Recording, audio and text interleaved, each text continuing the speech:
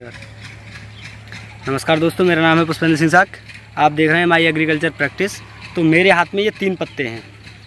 ये 3 पत्ते हैं, वो भी मैंने काट दिए हैं। और ये पत्ते हैं ग्लाइडोलस के। तो यहाँ पर आप देख पा रहे होंगे कितनी गहनता से सुड़ी लगी हुई है। इसको यदि आप देख पा रहे हो, दिखाई दे रही हो तो इतनी सुड़ी है कि मेरे ख्याल से इसी एक पत्ते पर कम से कम 1000-2000 सुड़ियाँ होंगी। और इस पर 100-150 होंगी और इस पर भी 100-150 सुड़ियाँ होंगी। तो आप देख सकते हैं यहाँ पर ये जो आपको पॉइंट दिख रहा है, ये वाला पॉइंट, ये पॉइंट दिख रहा है। यहाँ पर अंडे रखे गए थे और उसके बाद में ये बच्चे बन गए और ये पूरी तरफ फैल गया और एक तरफ से पत्ते को खाते जा रहे हैं। तो इस तरह से किसानों की जो फसल होती है वो बर्बाद होती है। इसका हम आपके लिए फ़ोटो लगा के देंगे जो क्लियर से दिख जाए। तो दोस्तों, इस सुड़ी को मारने के लिए क्लोरोपाइरीफॉस, साइपरमेथ्रिन या प्रोफिनोफॉस ये दवा काम कर सकती हैं।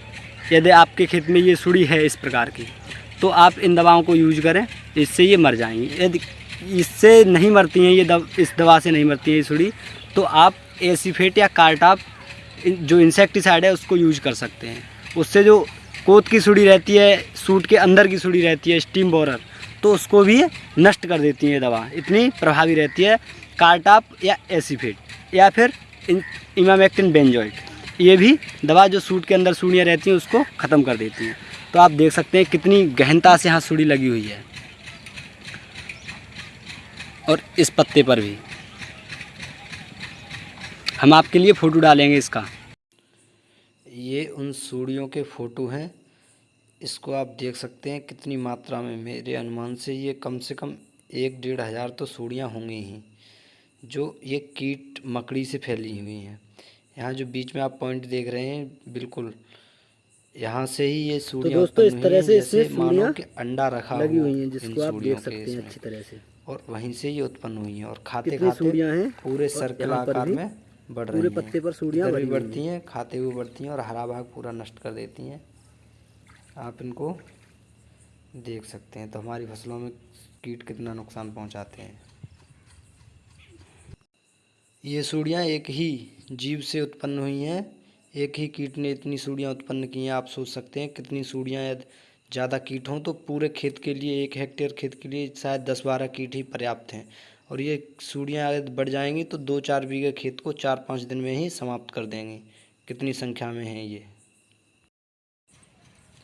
2 से 3 दिन में ये सुड़ियाँ इतनी पनप जाती हैं कि पूरे पत्ते को छलनी कर देती हैं। पत्ता पूरा कंकाल की तरह रह जाता है और जो हरित लवक रहता है, हरा हरा भाग, वो पूरी तरह से चट कर जाती हैं। ये देख सकते हैं, जिधर भी बढ़ती हैं खाती हुई चलती हैं।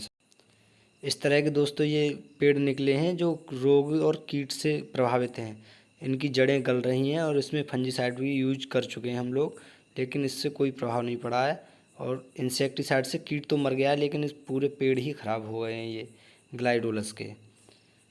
तो दोस्तों, ये पत्ते हैं ग्लाइडोलस, जो एक फ्लावर क्रॉप है।